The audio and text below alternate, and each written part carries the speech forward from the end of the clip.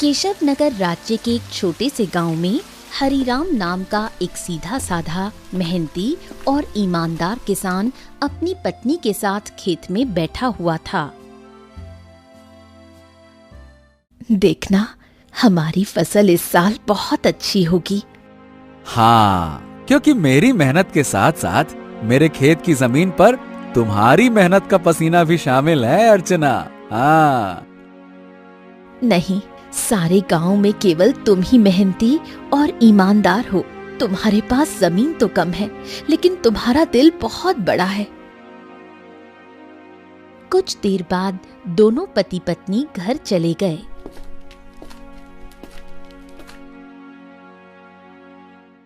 मैं तुम्हें एक बात बताना तो भूल ही गई, घर में लकड़ियां खत्म हो गई हैं। अरे चिंता मत करो, मैं कल सुबह सबसे पहले जंगल में लकड़ियां काटने के लिए ही चला जाऊंगा। ठीक है ना, ले आऊंगा। चलो अब।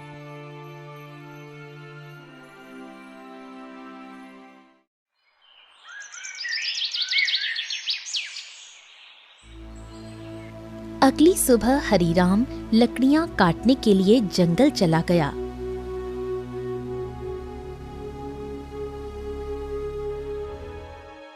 हरिराम एक पेड़ पर कुल्हाड़ी चलाने ही वाला था कि तभी उसने देखा झाड़ियों में एक घायल बंदर करहा रहा था।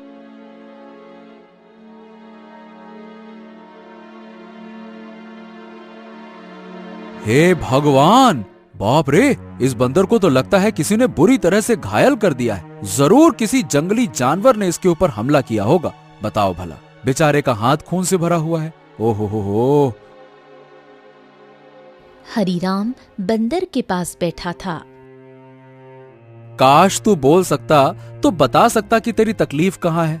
फिलहाल तो तेरे हाथ में खून दिख रहा है, लेकिन जिस तरह से तू दर्द से तड़प रहा है ना, बाप रे, तकलीफ तो कहीं और ही है। उसी समय वहां एक साधु आ पहुंचा। कौन हो तुम और बंदर से क्या बातें कर रहे हो?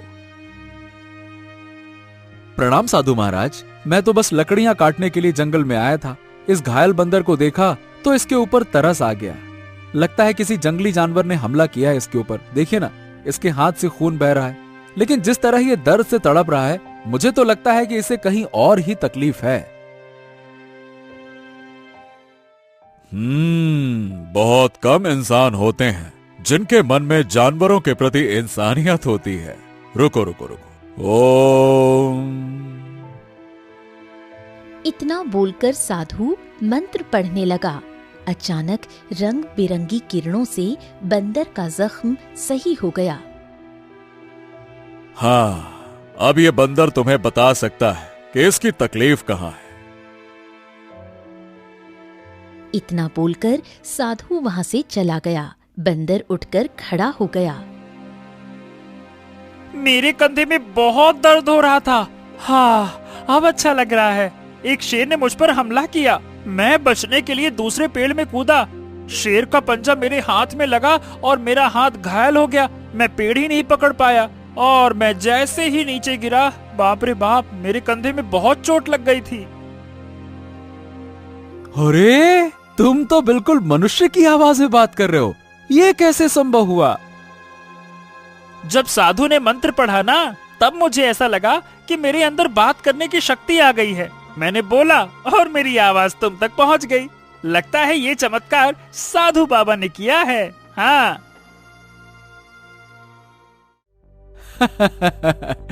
अच्छा ये बताओ, तुम मेरे घर पे चलोगे? ओहो, अब तुमने मेरी जान बचाई है तो अब तो मैं तुम्हारे साथ ही चिपक गया हूँ। मतलब मैं तुम्हारे साथ ही रहूंगा। और क्योंकि मैं इंसानों की तरह बात करने लगा हूँ, तो मैं बंदरों से अब तो अलग हो गया हूँ ना। क्या करूंगा उन बंदरों के साथ रहकर? अब तुमसे बातें करूंगा जी भर के। चलो, तुम मेरा कोई अलग नाम भी रख सकते हो। बताओ बताओ, मेरा क्या नाम रखोगे? बड़े मजे की बातें करते हो तुम। चलो ठीक है, मैं तुम्हें आज से गोलू कह के पुकारूंगा। क्यों, कैसा नाम है? अच्छा नाम है ना? हाँ, अच्छा नाम है। चलो चलो चलो चलो, घर चलते हैं।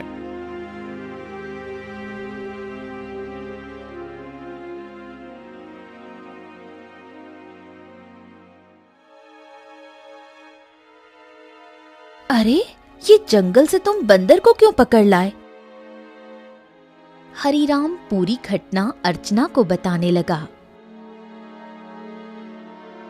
क्या क्या वास्तव में बंदर बात कर सकता है? अरे तुम स्वयं पूछ लो। क्या नाम है तुम्हारा? मेरा नाम गोलू है। हरिराम ने मेरी जान बचाई है और अब मैं उसका साथी हूँ। साथी क्या, अब तो मैं तुम्हारे परिवार का हिस्सा हूँ। अर्चना आश्चर्य में पड़ गई। समय बीतने लगा। गोलू की मौजूदगी घर में नई जान ले आई थी। धीरे धीरे गोलू अर्चना के काम में हाथ बटाने लगा। गोलू अब हरिराम का सच्चा साथी बन चुका था। एक दिन गोलू हरिराम से बोला, हरिराम, अब मैं भी तुम्हारे साथ खेत में चलूंगा। क्या करूंगा घर में बैठे बैठे, मुझे भी चलना है। अरे गोलू, खेत का काम आसान नहीं होता, बहुत मेहनत लगती है। क्या करोगे तुम वहाँ पे? अरे क्या करूंगा क्या, मैं भी तुम्हारे साथ मेहनत करूंगा। और क्या मुझे कम मेहनती समझा है क्या? बस डर ये है कि गांव वालों ने तुम्हें बोलते हुए देख लिया ना, तो वो न जाने क्या समझेंगे। अरे पर जब मैंने तुमसे पहली बार बात की थी तो क्या तुम डरे थे क्या, बताओ? देखो गोलू, मैं दुनिया को जानता हूँ। हर कोई मेरे जैसा नहीं होता है जो तुम्हें समझ सके। ओहो, मुझे दुनिया से क्या है लेना देना, मुझे तो तुम्हारे संग है रहना। मेरा मतलब ये है कि मुझे बस तुमसे मतलब है, क्योंकि मैं तुम्हारा साथी हूँ। हरिराम मुस्कुराया और अगले दिन गोलू को साथ लेकर खेत चला गया। कुछ ही दिनों में गोलू ने खेती की हर बात सीख ली। अब वो हरिराम का सच्चा मददगार बन गया था।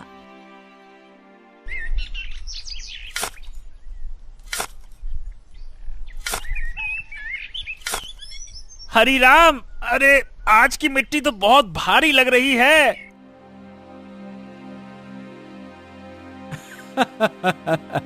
गोलू, अब तो तू पक्का किसान बन गया है।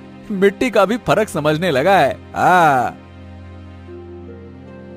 गोलू की बात अब गांव में फैलने लगी थी और ये बात आखिरकार पहुंची जमींदार चौधरी के कानों तक। क्या हरिराम के घर एक बंदर है जो इंसानों की तरह बोलता है? हाँ जमींदार साहब, मैं खुद देख चुका हूँ। अरे मैंने तो उसे बोलते हुए सुना भी है। पहली बार तो मैं डर गया था।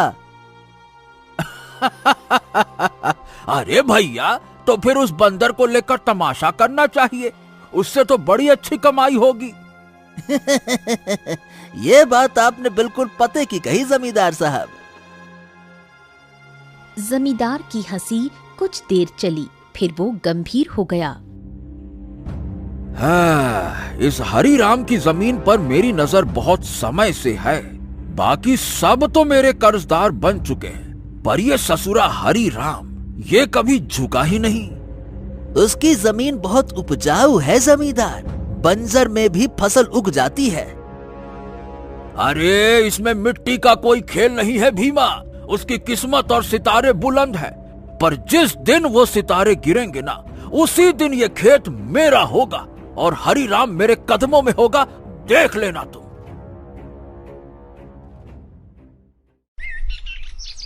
समय ऐसे ही बीतने लगा। एक दिन हरिराम और गोलू जब खेत से घर लौटे तो आंगन में बैठी अर्चना को देखकर दोनों के चेहरे पर चिंता की रेखाएं खिंच गईं। अरे अर्चना, क्या हुआ? ये कैसी खांसी है?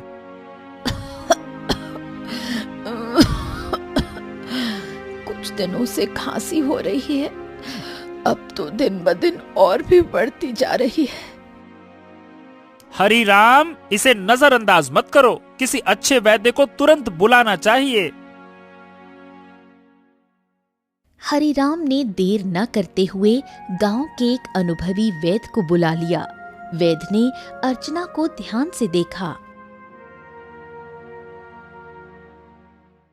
हरिराम, देखो, इन्हें एक विचित्र बीमारी हो गई है। अगर समय पर इलाज न मिला तो ये जानलेवा हो सकती है। हाँ, नहीं नहीं नहीं नहीं वैद्य जी, आप तो इलाज शुरू कीजिए, मैं कोई कसर नहीं छोड़ूंगा।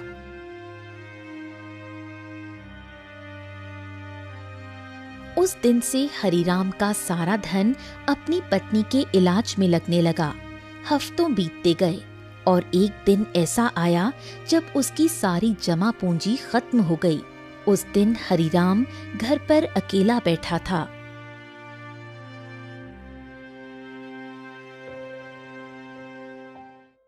ऐसे उदास मत बैठिए, मैं अपने आप ठीक हो जाऊंगी। ऐसा ऐसा मत कहो अर्चना, मैं तुम्हें इस हालत में नहीं देख सकता। तो अब क्या करोगे? जो कुछ था सब तो मेरे इलाज में लगा दिया। अब तो बीज खरीदने तक के पैसे नहीं बचे। हरिराम सिर झुकाए बैठा था। तभी गोलू तेजी से दौड़ता हुआ आया। हरिराम, हिम्मत मत हारो। तुम्हारे 2 भाई इस गांव में रहते हैं और तुमसे ज्यादा धनी भी हैं। उनसे मदद क्यों नहीं मांगते हो, हैं?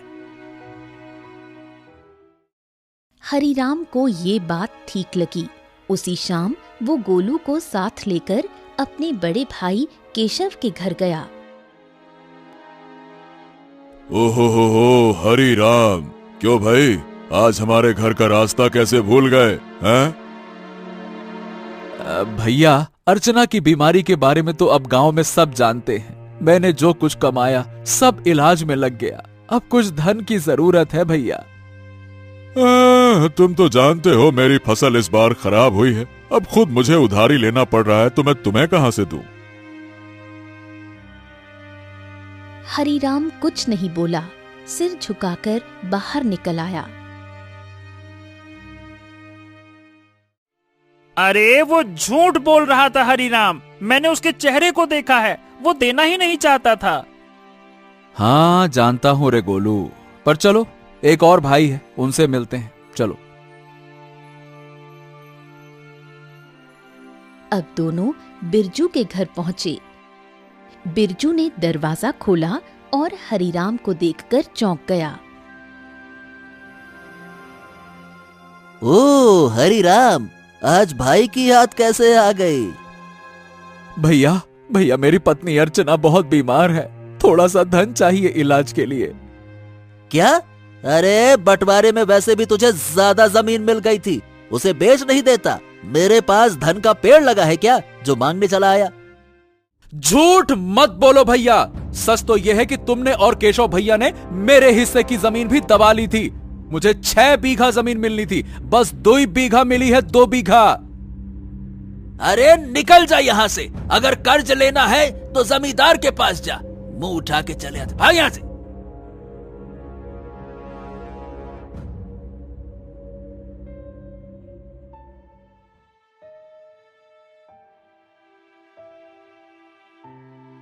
कैसे भाई है तुम्हारे हरिराम, एक भी मदद को तैयार ही नहीं है। हाँ, इस दुनिया में इंसान ऐसे ही होते हैं, मतलबी, अपना पराया कुछ नहीं देखते। तो अब क्या करोगे? क्या जमींदार के पास जाओगे? हाँ, मजबूरी है गोलू, मैं नहीं जाना चाहता था, इसीलिए तुम्हारे कहने पे भाइयों के पास गया। अब तुम ही बताओ, मेरे पास और क्या रास्ता बचा है, बताओ।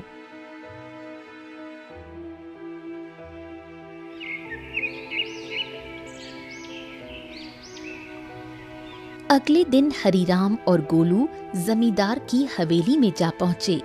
उम्मीद उसे कम थी, मगर अपनी पत्नी की खातिर उसने खुद को झुका दिया था। मैं जानता था हरिराम, एक न एक दिन तू चलकर मेरी हवेली में जरूर आएगा भैया।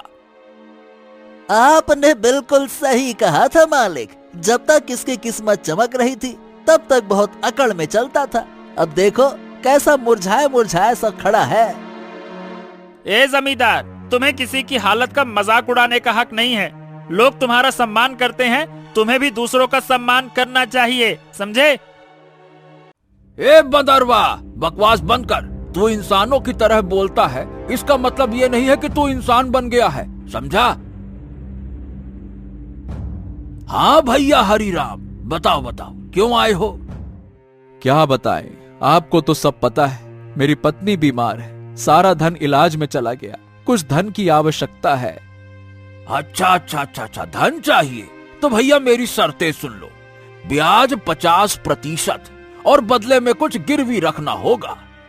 हाँ, मेरे पास कुछ बचा है क्या जो गिरवी रखूं? जो सोने के आभूषण थे वो भी इलाज में बिक चुके हैं। अरे है ना, क्यों नहीं है? तेरे पास 2 बीघा जमीन है, भैया उसे गिरवी रखो।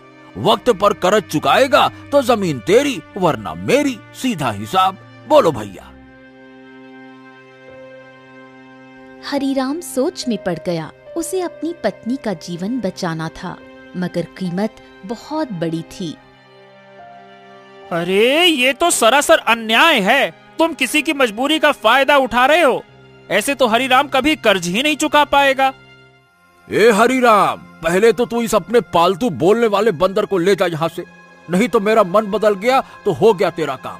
जब से आया है पटर पटर पटर पटर। चुप कर। हरीराम चलो मेरे साथ, ये कर्ज मत लो, चलो। गोलू, मेरे पास अब और कोई चारा नहीं है। अरे तुम बस चलो तो, मैं तुम्हारी मदद करूंगा ना। हाँ चलो मेरे साथ। हरीराम गोलू के साथ चला गया। हवेली के भीतर जमींदार और भीमा गुस्से से खौल रहे थे। ए मालिक, हरीराम तो हाथ से निकल गया। अरे चिंता मत कर बेटा, मजबूरी उसे फिर लौट आएगी। कितना दूर जाएगा वो?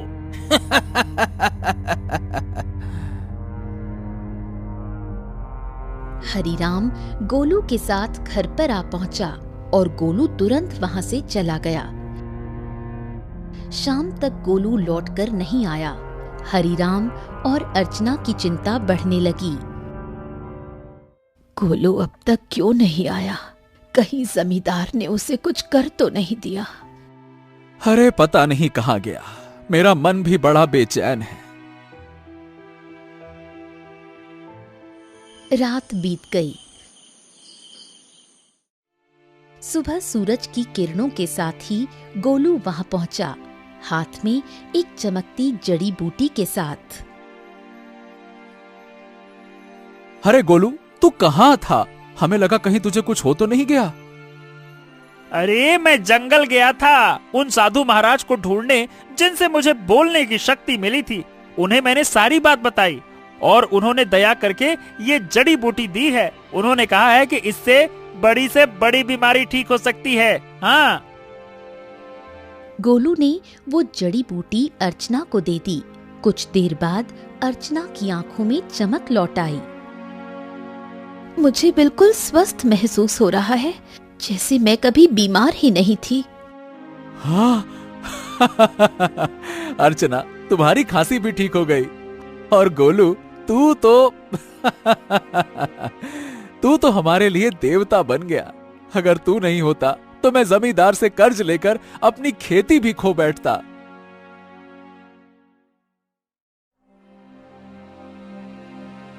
हाँ, अब मेरी पत्नी तो ठीक है, लेकिन खेत में बीज डालने के पैसे तक नहीं बचे। मैं जानता था कि अर्चना के ठीक होने के बाद तुम्हें बीज की जरूरत पड़ेगी, इसीलिए मैं साधु महाराज से बीज भी लेकर आया हूँ। हाँ, ये देखो। क्या बीज? हाँ, उन्होंने ये चमत्कारी बीज दिए हैं। अब देखो, अगर तुम इन्हें अपने खेत में बो दोगे तो ऐसी फसल उगेगी जो पूरे राज्य में किसी ने नहीं उगाई होगी, और सबसे पहले तुम्हारी फसल ही तैयार होगी। हाँ, मजा आ गया ना? इतनी जल्दी? हाँ, लेकिन एक शर्त भी दी है साधु महाराज ने। जब तुम्हारा समय अच्छा हो जाए तब तुम उन लोगों की मदद करना जो जमींदार के कर्ज में दबे हुए हैं। अरे मित्र गोलू, गोलू गोलू गोलू, तू मेरा सच्चा साथी निकला। हम दोनों मिलकर अच्छे से खेत में फसल बोएंगे। चल मेरे भाई।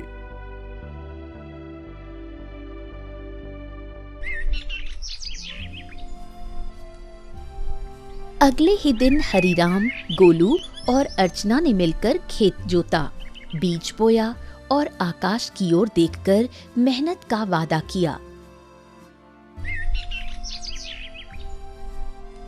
कुछ ही दिनों में हरीराम के खेत में ऐसी फसल लहराई जैसे किसी ने पहले कभी नहीं देखी थी। गांव वाले चकित रह गए। अरे देखो रे देखो, हरिराम के खेत में तो जैसे सोने जैसी फसल लहरा रही है। हाँ हाँ हाँ हाँ हाँ। हाँ, हमारी फसल तो अभी जामी भी नहीं है और इसकी तो फसल भी तैयार हो गई। और उसकी बीवी अर्चना, जो कि महीनों बीमार रही, अब रोज खेत में काम करती है। भैया, ये तो कोई चमत्कार ही लगता है।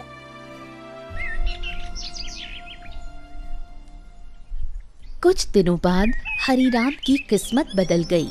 चमत्कारी फसल ने उसे गांव का सबसे सफल किसान बना दिया।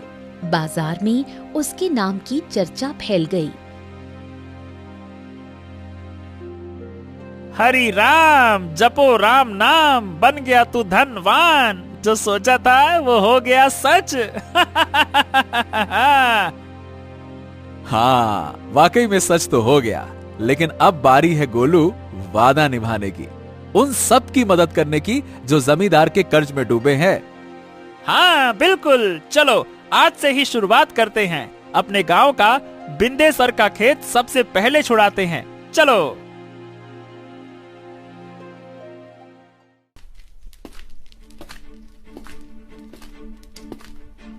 हरीराम और गोलू ने अपना मुनाफा इकट्ठा किया और एक एक कर गांव वालों का कर्ज चुकाने लगे। बिंदेसर, भोलू, रज्जो सभी ने अपनी जमीन वापस पा ली। हरिराम भैया, आज आपने हमें नया जीवन दे दिया। सही बताओ, बिल्कुल, बहुत बहुत धन्यवाद। गांव में खुशी लौटने लगी, लेकिन जमींदार के चेहरे पर उदासी छा गई। ये सब देखकर जमींदार गुस्से से अपने साथी भीमा से बोला, हाँ, ए भीमा, तू देख रहा है ना कि क्या हो रहा है? हाँ मालिक, हरिराम ने सबके कर्जे चुकाने शुरू कर दिए हैं। अगर यही चलता रहा तो एक दिन तो मेरी जमींदारी ही खत्म हो जाएगी और मेरा दबदबा भी खत्म हो जाएगा। आप तो आदेश दीजिए मालिक की करना क्या है। अब बहुत हो गया भीमा, अगर ये हरिराम ऐसे ही सबकी जमीन छुड़वाता रहा तो मेरा क्या बचेगा? मेरा दबदबा, मेरी हवेली है। अरे मालिक, आप तो बस आदेश कीजिए, कल ही उसका काम तमाम कर दूंगा। सब खेत में काम करते हैं, वही खत्म कर दूंगा। कहिए। खून जमीन पर गिरे ऐसा मारना साले को, ताकि सबके दिल में डर उतर जाए। जा, हरिराम को मिटा दे, जा।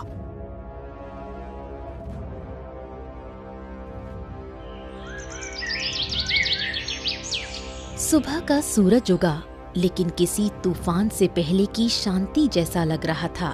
हरिराम खेत में बीजों को देख रहा था, जो अब सोने जैसे चमकते दिखते थे। अरे गोलू, देख तो, ये फसल तो जैसे गाना गा रही हो। तुम्हारे हाथ की छुअन में जादू है। हाँ बिल्कुल सही कह रहे हो मित्र। इस बार की फसल सोने की फसल जैसी उगती हुई दिख रही है। वाह वाह वाह वाह वाह वाह। इतना बोलकर अचानक गोलू एक ओर हट गया। सच तो ये था कि गोलू को किसी की आहट की भनक लग चुकी थी। तभी वहां जमींदार और भीमा आ पहुंचे। भीमा के हाथ में लंबा बर्छा था। हरिराम झुका हुआ था। अब भुगतो किसान। जैसे ही भीमा ने हरिराम की ओर बर्छा फेंका, एक छलांग, एक चीख, एक वार, लेकिन हरिराम पर नहीं, गोलू पर। गोलू! नहीं नहीं नहीं, ये क्या किया तूने? तुम्हारे लिए मित्रता का मतलब सिर्फ साथ नहीं होता, कभी कभी बलिदान भी होता है। तूने मेरी जान बचाने के लिए अपनी जान दांव पर लगा दी। क्योंकि तुम मेरे साथी हो और मैं तुम्हारा।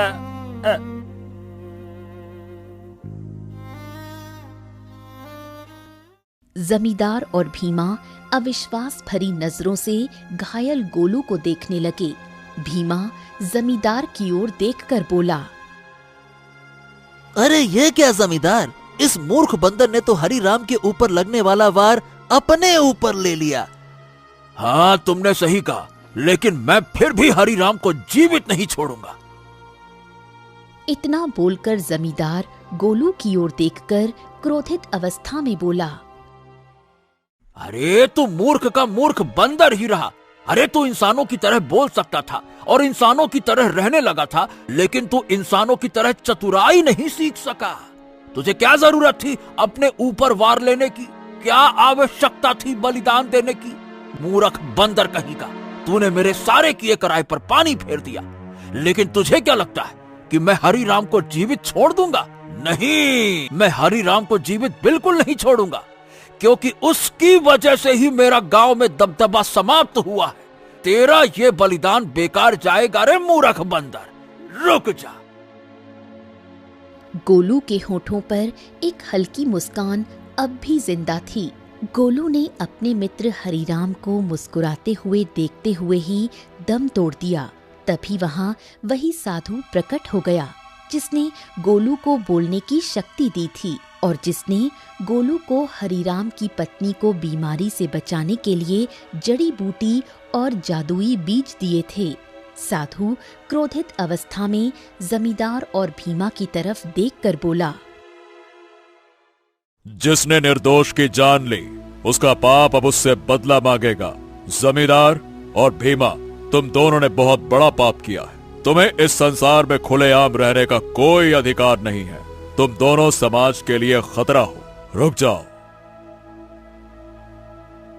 इतना बोलकर साधु की क्रोधित आंखों से रंग बिरंगी किरणें निकलकर भीमा और जमींदार के शरीर पर पड़ने लगी और अगले ही पल उनके शरीर में आग लग गई। कुछ ही देर में वो दोनों जलकर राख हो गए। गांव वाले इकट्ठा हो गए। साधु हरिराम की ओर देखकर बोला, हाँ, तुम्हारा और गोलू का साथ यहीं तक लिखा था हरिराम। लेकिन साधु महाराज, जमींदार के साथी भीमा ने मेरे ऊपर हमला किया था, लेकिन गोलू ने उसे अपने शरीर पर ले लिया। हाँ, क्योंकि वो तुम्हारा सच्चा साथी था। जाते जाते गोलू ने अपनी मित्रता का कर्ज चुका दिया। अपने साथी को कभी नहीं भूलना हरिराम।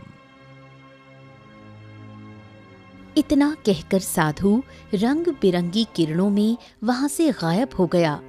गांव वाले नम आंखों से गोलू के बलिदान की सराहना करने लगे।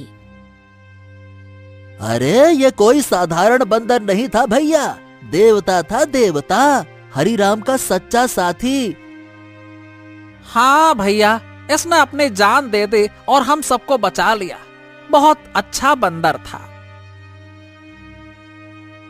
कुछ दिनों बाद हरिराम ने नम आंखों से गोलू की याद में उसी खेत में एक पौधा लगाया जो आगे जाकर बना साथी वृक्ष। गोलू, तेरे बिना सब अधूरा लगेगा, लेकिन तू मिटा नहीं। तू हर उस फसल में है जो इस धरती से उगेगी। कभी कभी सच्चा साथी इंसान नहीं होता, वो एक जानवर हो सकता है जो बिना शर्त प्रेम करे, रक्षा करे और अगर जरूरत पड़े तो जीवन भी दे दे।